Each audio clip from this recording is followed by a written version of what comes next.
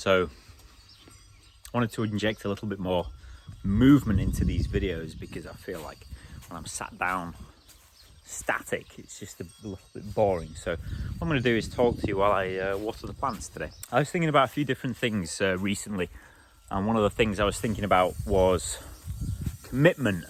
And from a serial commitment phobe like myself, it's been a very big word. When I've thought about commitment in the past, I've felt a lot of anxiety, and there's been this underlying assumption in my thinking that commitment means forever. So it's like you think about commitment and you think about this long expanse of forever, and so no wonder it produces anxiety, because forever is a really long time.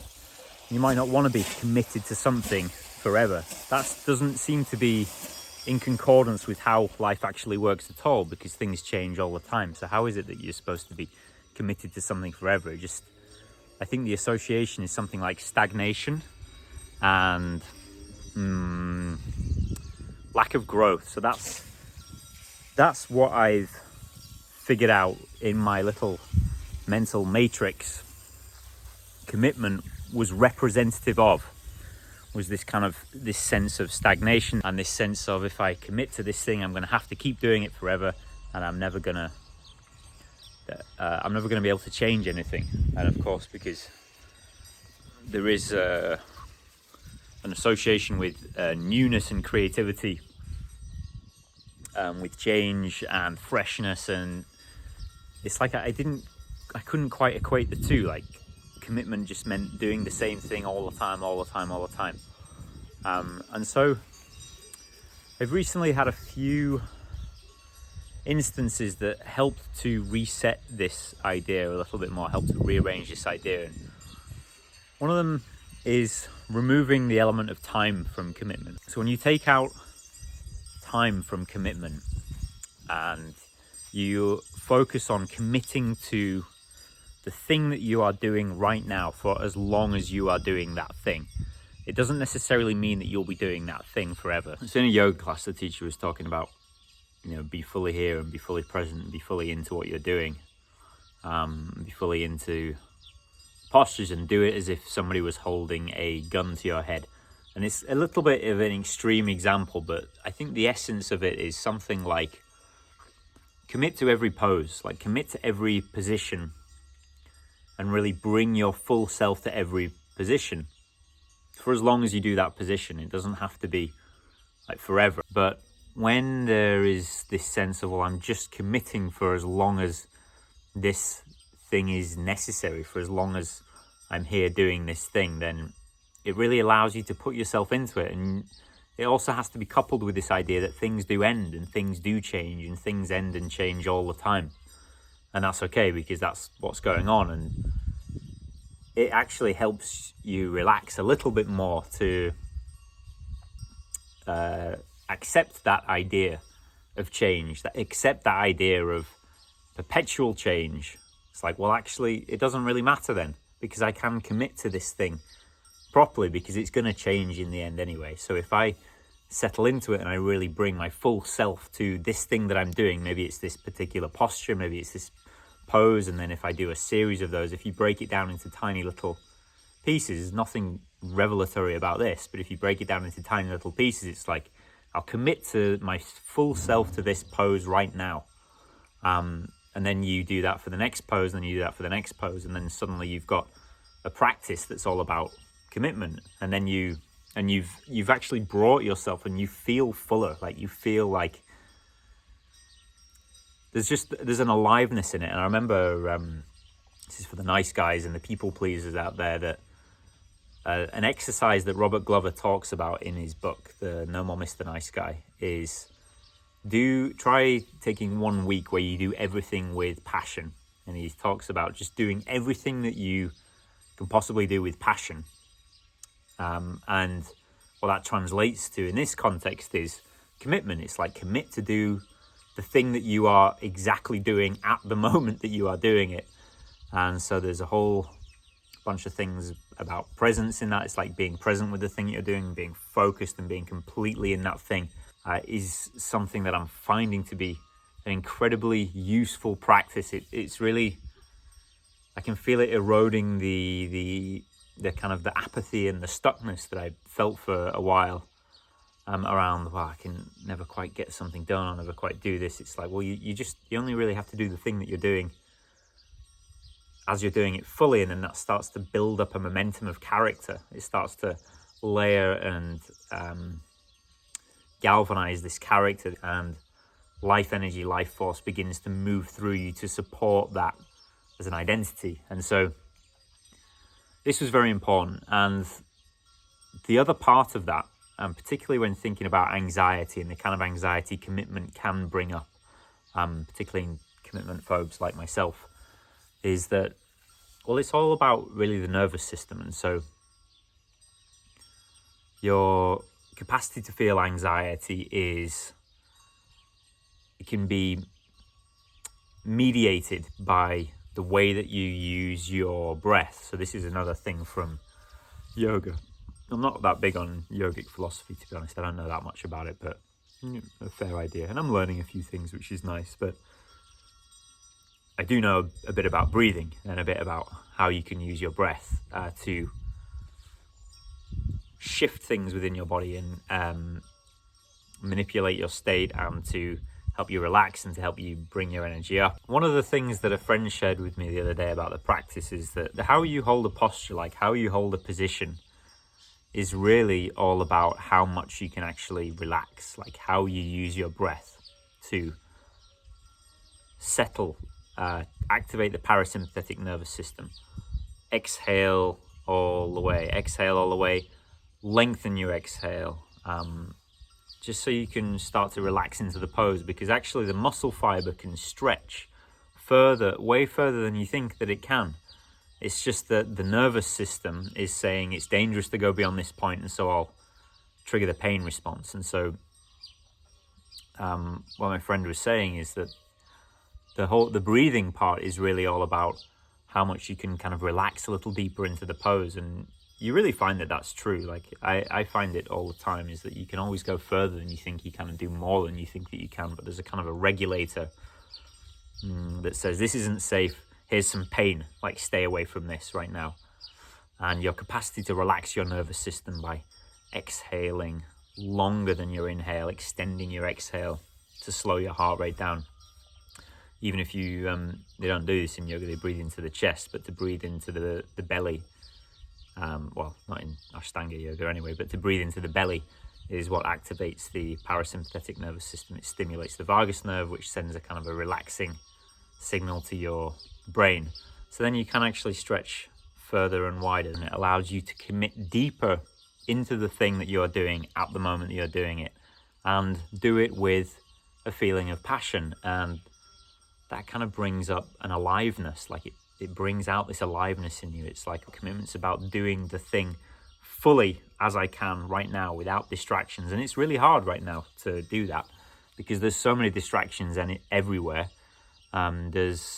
We've developed this kind of attention economy where people's attention has been commodified, and now it's like, well, if I can just get your attention for this, just like I'm doing with this video, really. But it's true though, it's like this attention economy, like how can I attract people's attention, and it does create this wall of distraction, and it's becoming increasingly harder to hold that focus. So the solution to that is to practice on a very micro level. Practice on like the moment that you're in right now. The moment that you're in right now, can you commit completely to this moment and just be fully here and be fully in the body, be fully present and listen to what's going on? Not me, maybe me, but you as well. Like listen to yourself, like listen to what is going on with you, and can you bring your full self to this moment? Can you commit yourself to doing the thing that you are doing as fully as you possibly can, and start to create that momentum that then these walls of distraction that we have around, it's like that's not appealing anymore. You know, those, checking Facebook or doing this, it's not appealing anymore because it doesn't feel half as good as feeling alive feels. And that feeling of alive, of being fully in something and committed to it for exactly the amount of time that you are doing that thing. That's really what's missing. It's like, well, if I can just keep playing this short-term gratification game and, checking this feed and and just distractions. And I've been a massive sucker for this myself. And I really feel like the solution is to focus there on each moment and bringing yourself fully, as potently as you possibly can, to each moment, and allowing that to develop the kind of character that isn't interested in checking their Facebook feed like 1,000 times a day or seeing what's on Instagram right now. Because it's like, you know what it's like when you have really good food, really good, hearty, nutritious food, and you just feel full. You feel like alive, and you feel real, and it brings you right to the ground where you can just feel really good. And then you know what it's like after you've had an experience of that, and you've kind of weaned yourself off the dopaminergic response of having an instantly gratifying piece of chocolate or whatever, which is still good sometimes. It's like, I'm not trying to eliminate that from life, but you know what it feels like when you feel fulfilled, and you know what it feels like when you know that you pay a price for taking the shortcut in everything that you do. And so you also pay a price for committing to each moment, and the price that you pay is that it might be quite painful to commit to each moment. It might be difficult, it might be hard to focus and concentrate that intensely and that intently. So it's not like you get away with something, really. You're always going to pay a price, but it's really more about choosing which price do you want to pay. God, COVID. Which price do you want to pay? Like, do you want to pay the price? It's not COVID, it's fine. Do you want to pay the price for the short-term gratification, which is an erosion of your being, like an erosion of character, where you become like it's almost like you're taking out credit from the future, like you're stealing from your future self. You could look at it that way, because you will pay for that instant gratification with future you energy. So you're like bringing it all forward now and just spending it all now, spending it all now, spending it all now. And then in the future, then you have you have problems with that. Or do you want to pay the price of the pain of being present in each moment, and the pain of being committed to each moment, and then having this sense like it's like you're dropping into a longer wave, like a more deeply fulfilling, stable, grounded wave when you're committing to the thing that you're doing, the person that you're with, like whatever it is. It's like for as long as the time that you're doing that, commit to that. It doesn't mean forever, because things always change all the time. And so it's been really useful for me to just let go of that idea, let that idea leave my brain space, because it's redundant and it's obsolete, and I could see the way that it was creating anxiety in me about committing, and really stopping me from bringing my full self to the moment, which is like, well, one of these days that's all going to end anyway. One of these days I'm not going to have the capacity to do that, because I'll be done, finished, over. And I don't really want to look back and reflect on life thinking that I could have brought more of myself to the table and that I didn't. So there's no, I don't think it's ever too late to do that, because it's just what's happening right now. It's just what's happening in the moment. Like, just bring your full self to this moment right now. It doesn't really matter what you're doing. It doesn't really matter whether you're brushing your teeth or, like, I don't know, eating I was going to say a biscuit. You can bring your full self to eating a biscuit. Why not? You can do all of that. It's nice to be in that, and it's nice to be with it. And that doesn't mean you have to stop kind of consuming information. Like, I'm a big fan of doing things and listening to podcasts at the same time. It's like, yeah, well, you're not really being present. Maybe. But I really feel like this commitment to each moment and commitment to the thing that you are doing as you're doing it is essential for developing the kind of character that you could feel good about being in life. Because there's a kind of a taboo against this at the minute. It's like, you're perfect as you are, and it's like, yeah, in one sense, yes, okay, nature is doing its thing. As far as we know, like, what the hell do we know about what nature is up to and what it's doing with all of its, bizarre creations? But there is a quality of life associated with the idea of there's more of you that you could bring out of yourself, and to be the kind of person that you like being. There's work to be done for that. That doesn't automatically just present itself to you. You don't automatically get that ticket. It's like, I can just be this. I can be anything and I'll be who I like being. No, that's not how that works. Like, you do need to develop a set of ideas that you can fit yourself into, that can say, well, this is the kind of person I would like being. Like, what's my moral philosophy? I love this. Recently I was watching a good amount on how to develop a moral philosophy, and I find that so valuable, because it just gives you a bit of a framework, a bit of structure to say, this is good, this is bad, this is where I want to move my energy through, because it's something that I believe in. I want to commit myself in some way to the idea of this moral philosophy, and it just stabilizes everything. It just grounds everything. And I can see right now that we've got so much chaos in the world. There is so much breaking down of old paradigms and shifting of energies and all kinds of things. And what we need right now is really everybody to, or as many people as possible, but that doesn't mean everybody. That just means you or me, or whoever it is that